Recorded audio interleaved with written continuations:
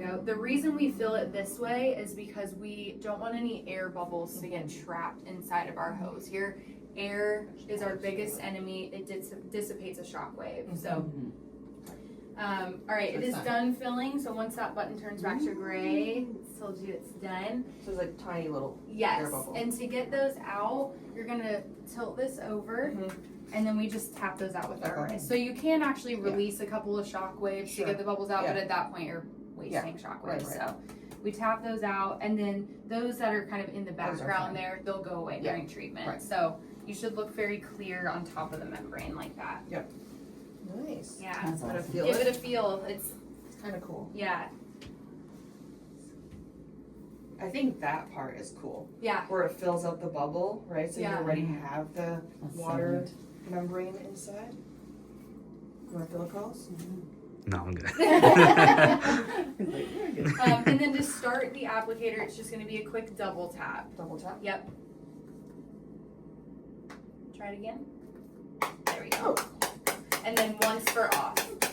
Oh, nice. Okay. So it'll continuously release those shock waves for you, so you're not having to kill So was that yourself. like 8 shock waves though? 13. Oh. Wow. So you have a counter here at the bottom. This is counting up for you as Yeah, you're doing yeah, treatments. This is the millijoules that you're using. We can get you a conversion chart. We normally don't measure the millijoules here. That's kind of something the Germans use. But we do and then joules you in our have laser. this number here, which is telling you how many shock waves are left in the applicator, and this number counts down as you're doing treatments. Got it. Awesome. Okay. Cool. And then for pelvis, do I need to change this to 2 hertz? Yeah, so let's kind of go over our settings really quick. Okay. Your first setting is your energy level. This is measuring the depth of penetration for the therapeutic zone of the shockwave. Say that 4 times fast. So the higher the energy level, the deeper the therapeutic zone is going to be. Okay. For pelvic floor, for hemorrhoids, there's more of, I'm sorry, not for hemorrhoids, but for pelvic floor, there's more of a specific energy level. So we're staying around 10 to 12 on that energy level.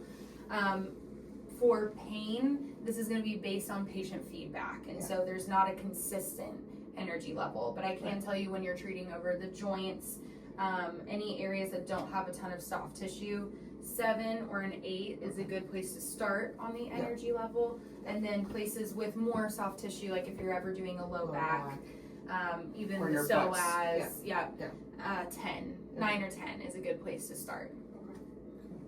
And then again, their pain should decrease during treatment. So it's just gonna, you'll see when we treat later how I kind of determine the energy level and where we're gonna stay and end up on. But it's almost like riding a bike. You gotta do it a couple of times and then you get used to it. Right.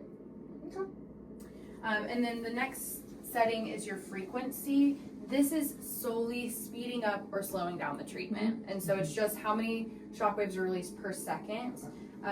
For the sexual health treatments, you're going to be around a 3.5 to a 4 on those. So you get more. Yes, yeah, it just speeds the treatment up a little because you're using more shock waves. Right. For pain treatments, we do recommend you're keeping that at a 2.5 or 3. Okay.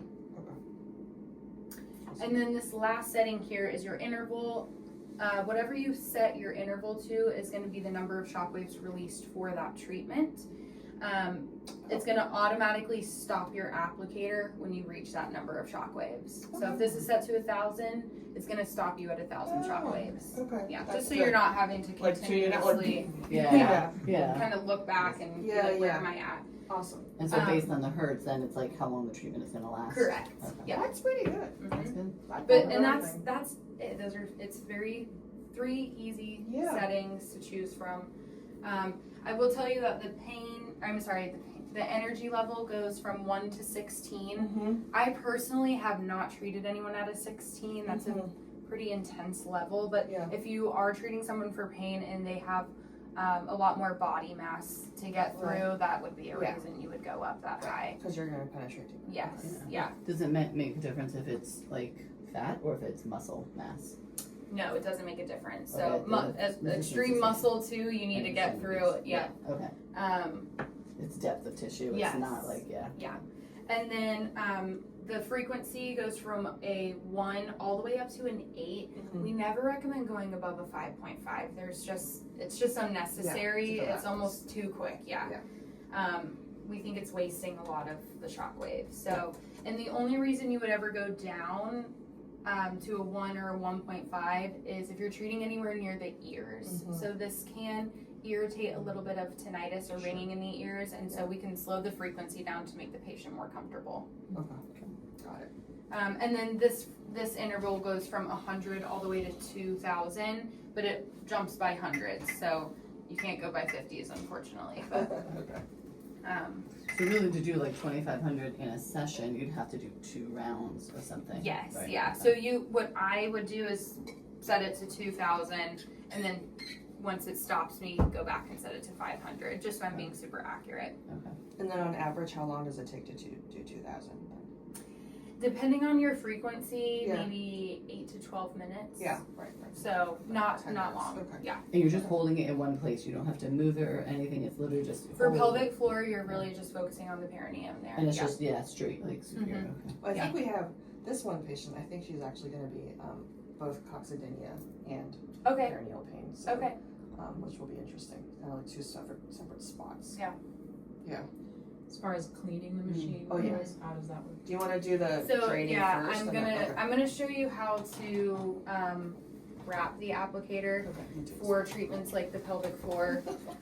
So it sounds kind of silly, but we use shower caps Ah. from Oh. Amazon. There is potentially a better cover for this applicator, but our company goes a little bit archaic sometimes. So shower caps and rubber bands. So I brought these to leave with you guys.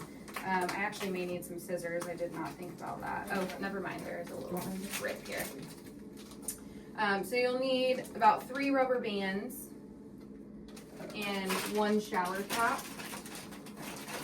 You want to do it? Yeah. Vanessa's going to do this one. Perfect. Alright, get you set up here. Now we talked a little bit about how we need that water-based lubricant for the shock waves to travel into the body. And so we need gel on both sides of the shower cap. So you need gel on the inside and then you need gel on the patient as well. So what you're gonna do is, I find it easiest to unscrew the large cap, and then you're gonna put a little plop on so turn it all the way upside down, sorry, and then give it a little plop. Perfect. Okay. So that's the easiest way I find to do it. Then you're gonna grab your applicator and you're gonna hold it straight over the shower cap. Kind of place it on the gel, but don't squish the gel too much. Then you're gonna grab your shower cap, yep, just like so. And then you can flip the applicator over.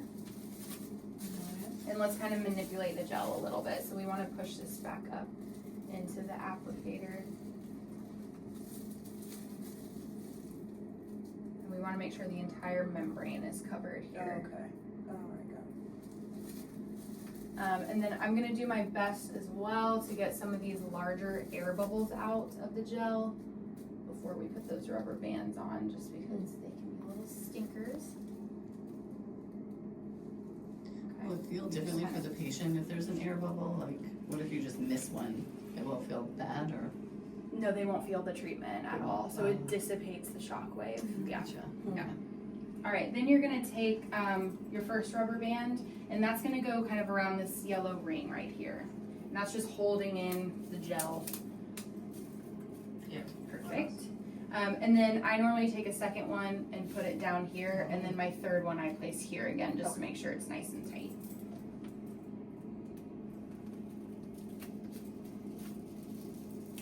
And then just to confirm, when you're doing like things that are not the pelvis, we're not using a shower. You cap. do not have to use the Right. shower cap. You Right. can Yeah. for sanitary Right. reasons, Right. but Yeah. it's not necessary.